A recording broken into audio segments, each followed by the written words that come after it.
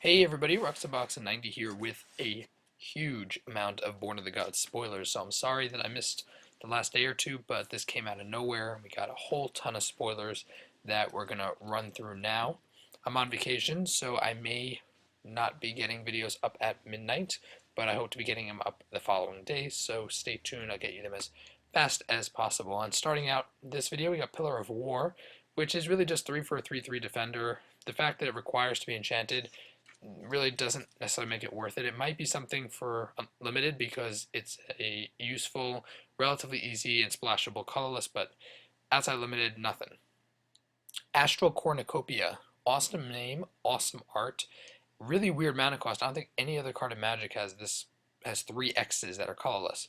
And the fact is it acts for the most part like a Darksteel Ingot that doesn't have indestructible because it just 3, you choose a color, it adds 1 mana of that one color, and that's it.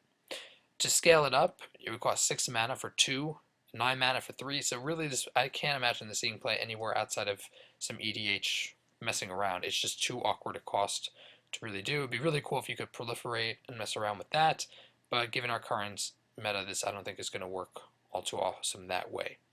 Then we have Siren of the Silent Song, which is 3 for a 2/1 flying, even though its inspired ability is kind of good card advantage long term, especially limited. It 2/1 makes it really fragile. I think if it was a 2/2 or if it was 2 for a 2/1, it would be more useful. But at 3, I don't think it's super awesome. Then we got, what's next here? We got a whole lot of them. We got here, Oracle of Bones, which is an awesome name, but sadly he's a Minotaur that's not going to be very useful given Fanatic of Mogus exists and is better than him. 2 and 2 red for a 3/1 haste with a tribute. The fact that his ability will never go off an EDH commander ever makes him have no long-term life, and in terms of right now, there is no functional Minotaur deck, and his ability is very narrow, and most players will just give a 5/3, which means for limited, it's a surefire, useful red card, but that's about it. Spiteful Return is one of my favorite limited cards of the set. I think it's awesome. 2 for 1/1 that pluses 1/1 to a creature. But the most important aspect of this is that even though the Bestow is 4, whenever it or the enchanted creature attacks, the player loses 2 life, which is a guaranteed damage. Regardless of how they react to it, regardless of how they block, regardless of what they do, the person loses 2, which means the worst this can be effectively is 2 for 2 life. And if you land this guy turn 2, let's say, he swings on turn 3 for 3 damage, even if they kill him. Even if they kill him somehow, or even if they block him, you automatically take 2. You could take 3, so he even splashes into aggro decks for limited. It is very useful. The Bestow I wish was 3 mana, but I think even at 4, this guy definitely has legs in limited and is going to be one of the top tier uncommons in that sense. Vortex Elemental is really fun. It's 1 for an 0/1, which I think would be useless, but the fact is you can force whatever it blocks or is blocked by. You can pay 1 to put this Vortex Elemental and that card on top of their owner's decks and shuffle them back in, which for EDH could be a really great deterrent because it basically puts back whatever is blocking it. So the huge creature that it is blocking or being blocked by, it is then able to shuffle that into the library, and tucking in EDH is huge, so I think this card has legs. The fact it can also force a creature to block it and then tuck it means it's a 6-cost removal, essentially, which is not bad at all. And I do think this could see some play somewhere in EDH, and for limited as a removal effect, it's really powerful. So this will definitely see something. It's probably one of the best 1-drops for limited. Vanguard of Brimaz is really just Brimaz with, or a very weak version of Brimaz with Heroic. 2 white is awkward. If you're running a heavy white or white and something deck in limited, he'll definitely be 2 for 2/2s, not bad at all with the vigilance and the constant use, but you really need a strong heroic build to make it work. Whims of Fate is our weird red card of the set. 6 mana, splits permanents into piles, and the fact that it's random is I think what makes it actually useful for EDH. It'll be a lot of fun, but I can't see it seeing play anywhere else. It's just too awkward and weird. Then we have Shrike-Harpy, which again, it's a interesting removal effect. The fact is your opponent will 99% of the time pay the tribute because they don't want to lose a creature, and you get 5 for a 4/4 flying, which is fantastic. So this is one of the tribute cards that you are guaranteed to win and is thus useful. Then we have Sudden Storm, Taps 2 creatures and they don't untap, so it's the classic tap down. The fact that its instant speed is nice. Sometimes there's sorcery, which is annoying. Instant speed is awesome. Tap down, definitely going to see play unlimited. It's great. Plea for Guidance is 6 mana to search for 2 enchantments, is way too much. I think outside of some EDH commander decks, this is not going to see a lot of play. It's just too much mana for what it does. Hunter's Prowess was spoiled by Mr. Orange Guy, Evan Irwin, and I agree with him. I think it's a powerful card for limited, even at sorcery speed, but outside of that, it's just expensive and awkward and not going to see much play. Pinnacle of Rage, 6 for 3 damage to 2 target creatures and players. It's just too much mana. Sorry. And in fact, it's not instant speed. There are just better cards in it. Servant of Timerit, yeah, I like that. When he untaps, each opponent loses life and you gain life, so it's kind of an extort every single untap step. But 3 mana? Kind of awkward. Maybe could see some sort of combo thing in EDH, and that's it. Kraken of Straits, 7 for 6/6. It's an uncommon. Creature's power less than the number of islands you control can't block it. If you're running mono blue, obviously this is a nice card for limited, but otherwise I can't see it moving much. It's not super awesome.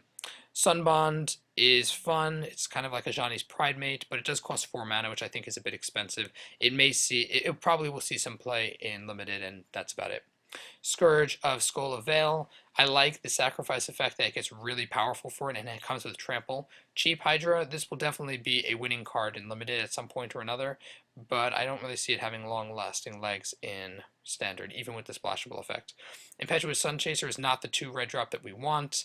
It's flying, it's haste, it can attack each turn, but it's not strong enough or aggressive enough, and it's not going to work. Guild is arguably the best limited card that we've seen so far for this set in terms of removal. It's just so powerful. 4 to straight up exile, and then it gives you ramp. Come on, guys. Even at sorcery speed, that's absurd. It's a great card. Really cool. Floodtide Serpent can't attack unless you return an enchantment you control, so it's really awkward. It's just not worth running, period. Loyal Pegasus is a nice aggro. If you're running an aggro unlimited, this will definitely be a card. Can't attack or block alone is a little awkward, but again, it should work well unlimited. Reanimation, whatever you pronounce that. It searches for 2 basic lands, but the fact that it played tapped is very awkward for 4 mana. There are better options. It's a nice budget for EDH, that's what I'll say.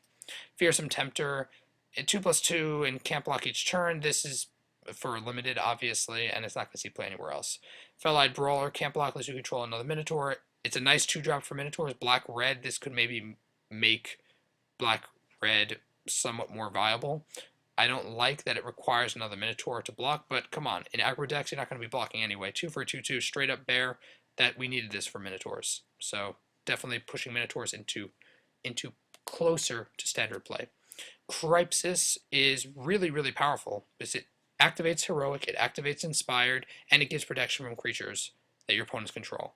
2 mana, instant speed, could be huge, definitely a tempo card, great limited pickup. Eidolon of Countless Battles, he's straight up awesome, I think, for limited in the right deck. I would say he could see play, but Brimaz exists, so he's just not strong enough for that, sorry. Grave Robber Spider, X+X, X the number of creatures in your graveyard. Okay, it's fun, it's 4 for 2/4 reach, that's pretty much why you're running it. Slightly better effect, so it's a better giant spider. Good pickup for limited. Fall the Hammer is a classic fight effect. I like that as instant speed. This will definitely be a good removal card for limited. Eye Gouge is not a good removal card for limited. We don't have good Cyclopses, so it's awkward, but nice flavor. Nullify, 2 blue for a counterspell. It's not going to work in limited, but it could be a nice sideboard card for mono blue Devotion. Dawn or Dusk, return target enchantment. It's just 4 mana. It's too much mana. Maybe an EDH.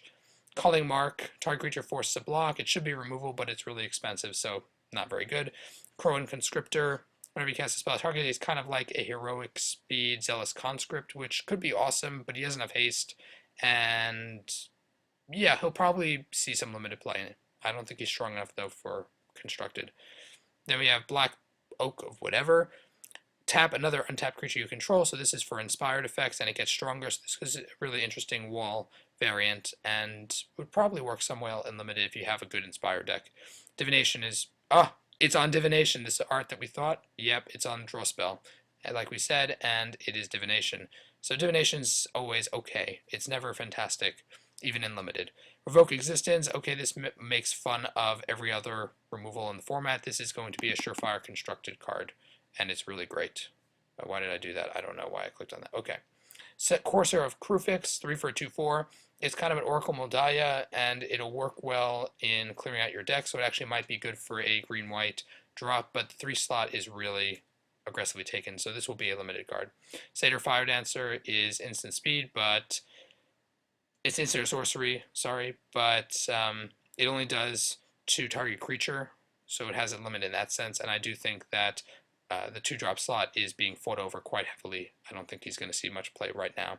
Fate Unravel we talked about. Perplexing Chimera is really cool because you can exchange control to get a spell. That's kind of awesome. This will definitely have EDH implications, and I don't really see it doing so much elsewhere.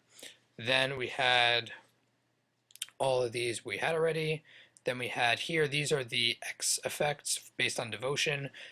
The X plus X one is one for it just happens once, so it could be a shoe and win card for an aggro deck.